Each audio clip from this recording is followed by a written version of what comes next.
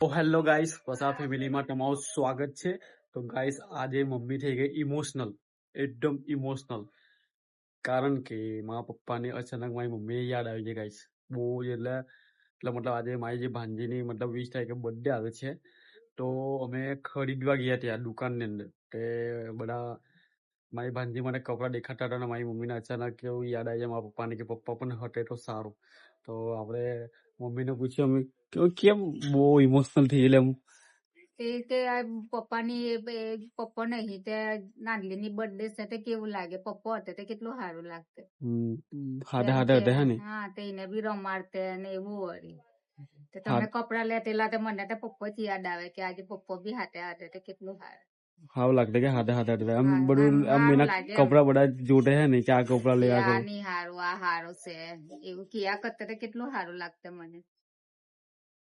તો ગાઈસ મારી મમ્મી અચાનક આવીને મતલબ મને અમે કપડાં લઈને આવ્યા તે પછી મમ્મીએ મને કીધું કે અમે પછી જમી બી લીધું, બધું જ ખાઈ વાઈ લીધું. પછી મમ્મી કે મારા પપ્પાને એટલે મતલબ પપ્પાને આજે યાદ આવી એટલે આપણે દુકાનમાં કપડાં લેટલા નહીં તો મને અંદરથી યાદ આવી કે પપ્પા જે હટે તો સાવ લાગતે. તે મમ્મી પછી મને કે અચાનક ખાડા કહેવા માંડી કે મમ્મી તે જ ને આજે નાનલીની બર્થડે 20 તારીખે અને પછી પપ્પા હતા તેમ સારું લાગતું એમ એટલે યાદ આવે પપ્પા. હા મારા પપ્પા મારી ભાંજીની બર્થડેમાં એમ નથી એમ એટલે 5 વર્ષથી નથી એમ કોરોના ટાઈમના પણ મમ્મી એટલે એકલું એકલું લાગે અમે. હા અત્યારે એમ કેવું સારું કે ના બા ઢીંગલીને રમાડતે રોવા તો એટલે યાદ આવ્યા કરે ખરીદારી પહેલા નાહી ગયા ને અમે.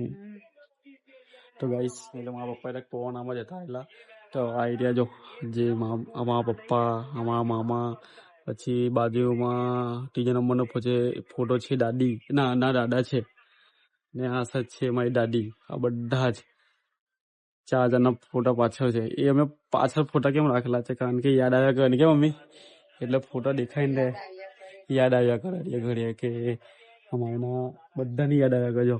તેમાં પપ્પાનો ફોટો પહેલો છે તો મમ્મીએ મને આજે કીધું કે પપ્પાની યાદ આવી અચાનક જ અલગ અલગ કેવું લાગે શું લાગે પપ્પા ભલે થોડું ઘણું બી લાડલો પણ હાવ લાગલો હે ને સારું લાગે પપ્પા યાદ આવે આવું બધું કરે અને બીકે તે બહુ યાદ આવે મને. આજે પપ્પા નહીં હાવ લાગતું કે એક સહારો રહેલો મને થોડો ઘણો બી કે અમારા બી લગ્ન ની ગયો બોલ કોઈના જ નહીં વળી ની જાગુના તારા કોઈના જ નહીં કે કોઈની બર્થડે બી નહીં કશું નહીં. અમે પહેલા નાહી ગયો અમને બધા જોડે જોડે શું થાય કે યાદ આવે તે પછી જોડે જોડે ચાલતા અમે હજી પેલા સારું લાગે એમ આવા સમા આવે તો કેટલું બળાઈ એની સાથે વાત કરતે હાવ લાગતા હે યાદ આવે જ નહીં કે મતલબ દિલ્હી યાદ આવે પણ કોઈને કેવું કેવી ના કે તહેવાર પર એમ તેમ યાદ આવે કે નહીં મને મમ્મી યાદ આવે છે પણ કોઈ વિચાર કર્યો કે પછી કેવું કોને એમ આજે પેલા દિવસે પાયલ લેવું કેટલું કે પપ્પાની યાદ આવતી મને પૂજ્યની મેં કેટલો બાકી કોણ આપણે તમે લેતેલા તાર જ મને યાદ આવતેલો પપ્પા. હેલો ભાઈ એટલે દુકાનમાં ભાઈ બી કેટલું મસ્ત બુટલો કે બા કર્યા કરલે હે ને એને એ પછી તને યાદ આવેલી હે ને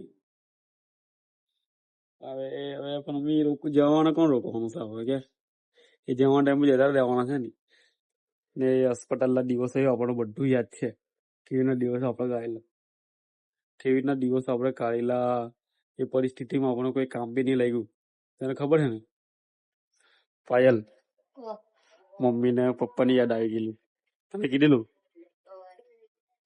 એ બધા દિવસો બધા નહીં ભૂલાય ગયા મમ્મી તો પછી હાથે હાથે રેલા ને એમ તેમ ચલા છોડ આવે બધું વાત આવે તે યાદ આવ્યા જ કરે પણ આપણે બર્થડે બી કોણ છે કે નાનલી ની તો હાથે રહે ફોટો બી આપણે ફોટોના તે દિવસ આપણે નુસું પડે અમે બધા ફોટા નુસું પડે ગયા.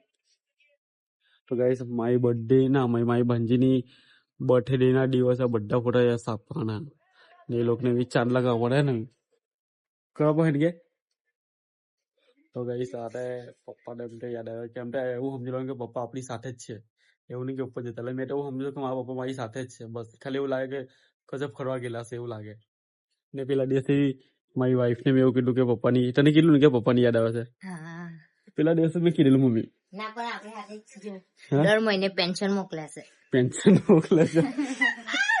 ને હવે છે ને જાની મારી ભાંજી આવેલી છે ને મારી નરણની છોકરી એ પેન્શન એ જ લઈ જાય છે. અમને પેન્શન નું કશું નહીં મળતું. ચાલુ દર તહેવારે કોપરા જ લીધું તારે કોપરા 3-4 જોડ બોલ. એટલી બધી નાની છોકરી છે ને તેનાથી એટલા બધા કોપરા છે guys, એટલા તો અમારા બી નહીં. હા, એના દાદાનો જ આપણે હા. પૈસા આવ્યા એના દાદાના જ કપડા એ તો લીધા ગાઈસ એના મારી ભાંજીની બર્થડે એના મા પપ્પાના જે પેન્શન આ બેંક ની અંદર મતલબ વિધવા સહાયના મારી મમ્મીના પૈસા આવે ને તેનથી અમે બર્થડે કટાયા ને અમે હે ને હા, એની હાવટે ફ્રોક બી લઈ આવે. એના દાદાના પૈસા આવ્યા ને એટલે ફ્રોક લઈ લીધું મસ્ત. તો ગાઈસ એટલે હાથે જ છે એવું સમજવાનું. પપ્પાના પૈસા હતા એમ તો મારી ભાંજી નથી જતા રહી એટલે મતલબ મારી બેનની છોકરી છે એટલે મારી બેનને પ્યાર કર્યા પછી આવે દાદાના એની તરફથી છોકરીને કામ લાગે અમે એની છોકરીને જ કામ લાગે છે. દર મહિને 100-200 રૂપિયા આવે એટલે એની છોકરીને જ આપી દઈએ. સાચી વાત કે હા, બધું નહીં જાય ની હા. સાચી વાત લેવું અમે એને જ આપી દઈએ છે એને બધું કે હા જોને આપણે બી એને ઓડી પર બી 3 ફ્રોક લઈ આયેલા. મને એવું નહીં કીધું કે એક કુર્તો લઈ લે. જો guys, ના ઇન્સાફી છે. ના પણ હવે એની બર્થડે પર છે ને એની બહુ તૈયાર થવાનો દાદીએ છે કઈ લઈ આયેલો મને. એ તો મને છે ને અમને નહીં કે અમે કપડા બી નહીં બતાવ્યા. હવે બર્થડે દિવસે અમે તૈયાર થાવ ત્યારે અમારો બ્લોગ જોજો. એના દાદાના હા. પૈસા એ જ વાપરે છે. સાચી વાત એની જ વાપરે છે કે હા. કશું આપણે લેતા બી નહીં ગયા એની જ બધું વાપર્યા કરે તો એના માટે જ છે કે એ. એના માટે તો ચાલો ગાઈસ નેક્સ્ટ વ્લોગમાં મળીશું. મમ્મી આજે ઇમોશનલ થઈ ગયેલી વાતચીત થઈ પપ્પા વિશે તો નેક્સ્ટ વ્લોગમાં મળીશું. આઈ હોપ આ વ્લોગ તમને પસંદ આવે. ફેમિલી સાથે અમે મતલબ દરરોજ નવા વ્લોગ લાવતા હશું ને કાલે તો એકદમ સ્પેશિયલ વ્લોગ છે તમારા એક મસ્ત રમત લાવવાનો છું મેં તે રમીશું. તો ચાલો ગાઈસ નેક્સ્ટ વ્લોગમાં મળીશું. નેક્સ્ટ વ્લોગમાં ઇંતજારમાં રહેજો, વેઇટ કરજો. ચલો બાય બાય.